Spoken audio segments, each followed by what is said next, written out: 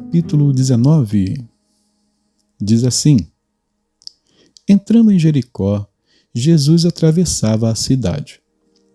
Eis que um homem rico, chamado Zaqueu, chefe dos publicanos, procurava ver quem era Jesus, mas não podia por causa da multidão, por ser ele de pequena estatura. Então, correndo adiante, subiu num sicômoro a fim de ver Jesus, porque ele havia de passar por ali. Quando Jesus chegou àquele lugar, olhando para cima, disse: Zaqueu, desça depressa, porque hoje preciso ficar na sua casa. Zaqueu desceu depressa e o recebeu com alegria. Todos os que viram isto murmuravam, dizendo que Jesus tinha se hospedado com um homem pecador. Zaqueu, por sua vez, se levantou e disse ao Senhor: Senhor, vou dar a metade dos meus bens aos pobres, e se roubei alguma coisa de alguém, vou restituir 4 vezes mais.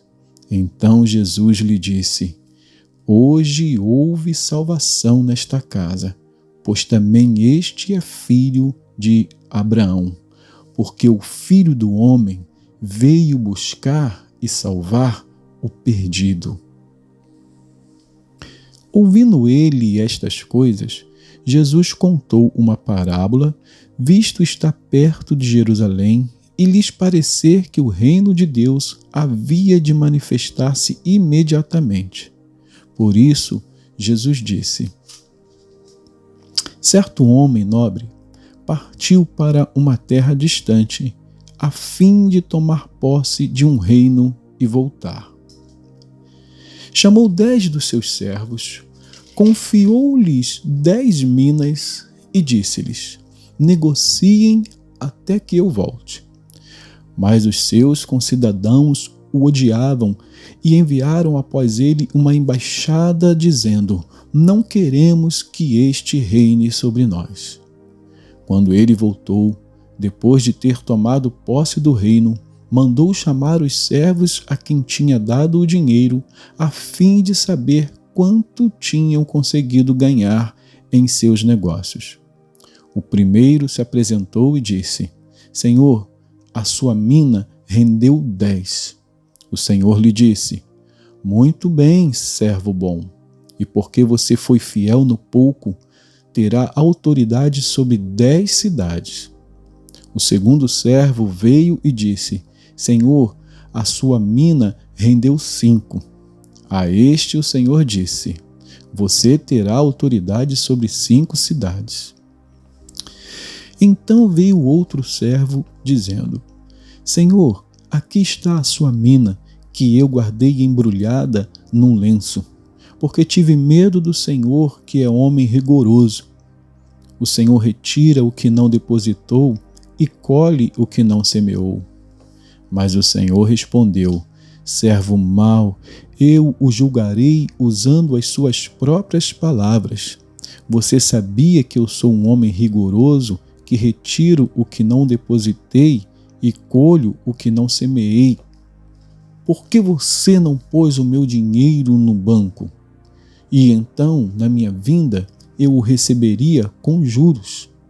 E disse aos que estavam ali: Tirem dele a mina e deem ao que tem as 10. Eles responderam: Senhor, ele já tem 10. Ao que o Senhor respondeu: Pois eu declaro a vocês que a todo o que tem será dado ainda mais, mas ao que não tem, até o que tem lhe será tirado. Mas quanto a esses meus inimigos, que não quiseram que eu reinasse sobre eles, tragam-nos aqui e os matem na minha presença. E depois de dizer isto, Jesus prosseguia a sua viagem para Jerusalém.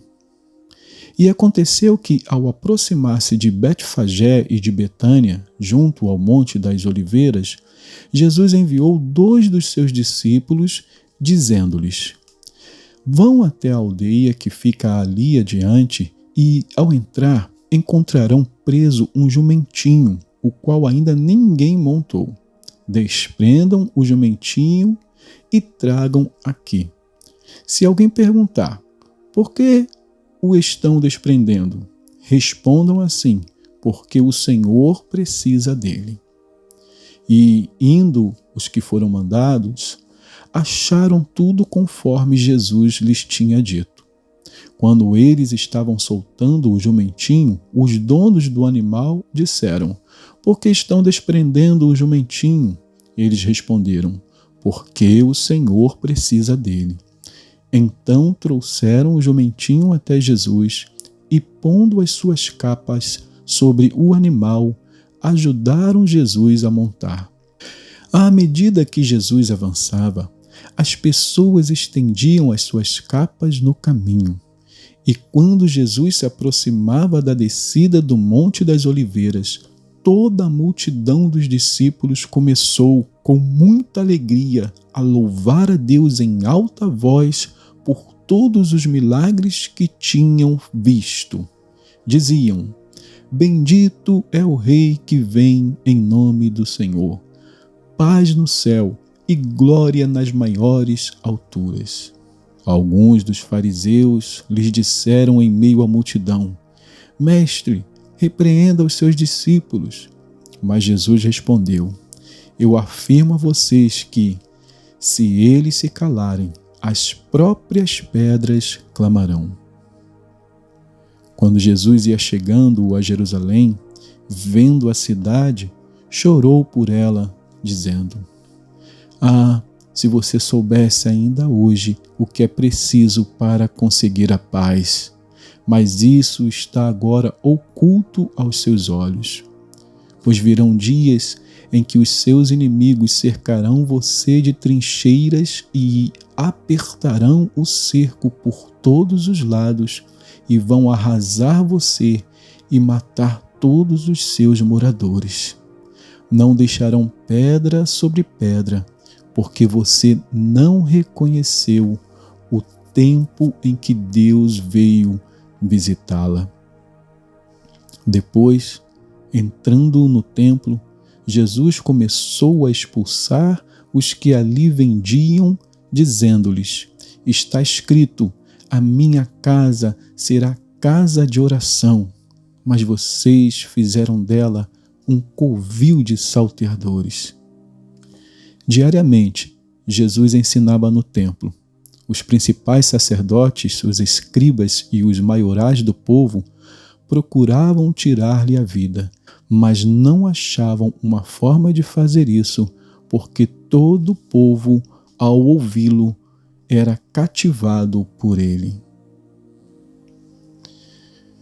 Vamos então agora a mais um novo livro. Nós vamos à segunda carta de Paulo aos Tessalonicenses. 2 Tessalonicenses, capítulo 1, diz assim: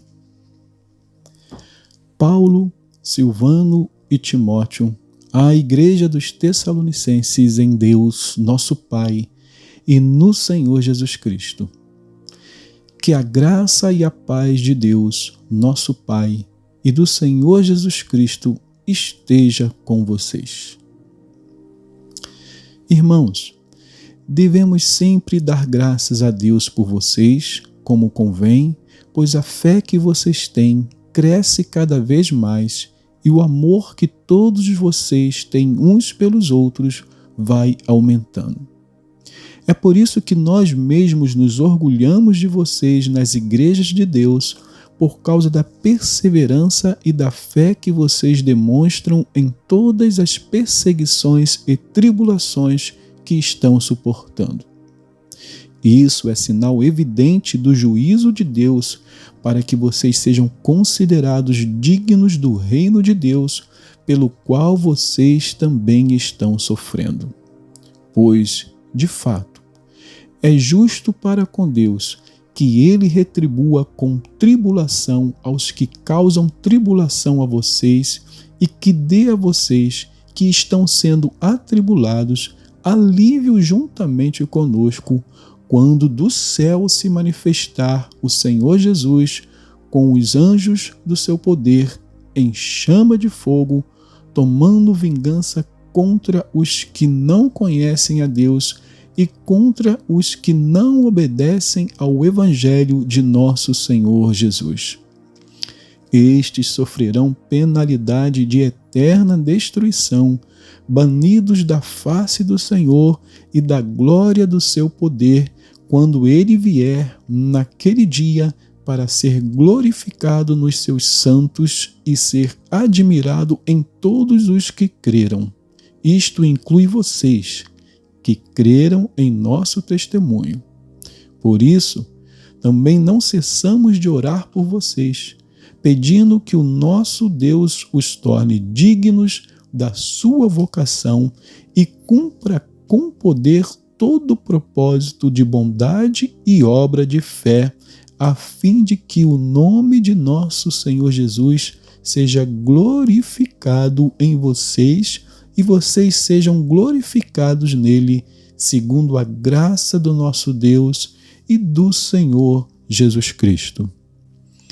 E que Deus abençoe a porção da sua palavra.